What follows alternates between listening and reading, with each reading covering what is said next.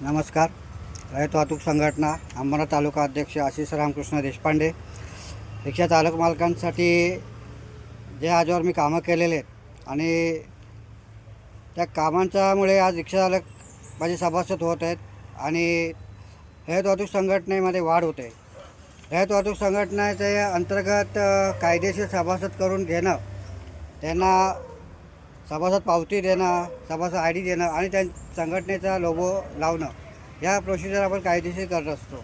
आणि अशाच रिक्षा चालकांसाठी कायदेशीर रिक्षा स्टँड असावं आपलं, या उद्देशाने मी नगरपालिकेमध्ये 6/3/2025 रोजी पत्रावर केला होता.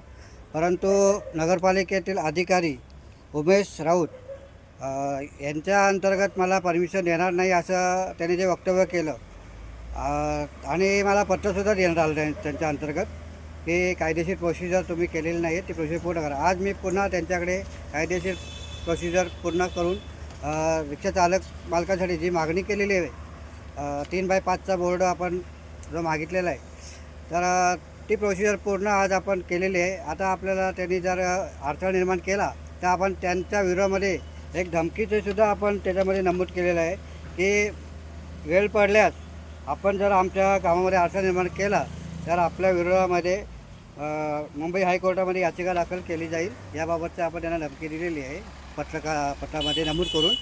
आज अंबरनाथ शहरामध्ये परप्रांतीयांचे कब्जे सर्व ठिकाणी असताना एक कायदेशीर संघटनेला मान्यता असतानासुद्धा त्यांना परमिशन देत नाही. 3x5चा बोर्ड लावण्यासाठी परमिशन हे देऊ शकत नसतील तर या अशा अधिकाऱ्यांना मी एवढंच सांगेल की आम्ही इथे आमचा जन्म झालेला आहे, आम्ही इथे लहानाचे मोठे झालेलो आहेत. आपण 3 वर्षासाठी येऊन जर आमच्यावरती अधिकार गाजवत असाल आणि परमिशन देणार नाही, हे जर असं तुमचं जर वाक्य असेल तर तुमच्यावरती गुन्हे दाखल करून आणि तुम्हाला कोर्टात खेचण्याची ताकदसुद्धा आमच्यामध्ये आहे. तर तुम्ही 3 वर्षासाठी जर येत आहे तर प्रामाणिकपणे काम करा. अनलिगल पद्धतीचा जो कारभार वरच्या कमाईसाठी जर कोणाला आशीर्वाद देण्याचं काम करत असाल तर आपल्याला एक समज आहे माझी की आपण सुधरावं आणि आमची जी मागणी केली त्याची पूर्तता करावी. एवढं बोलून 2 शब्द संपवतो. जय हिंद, जय महाराष्ट्र.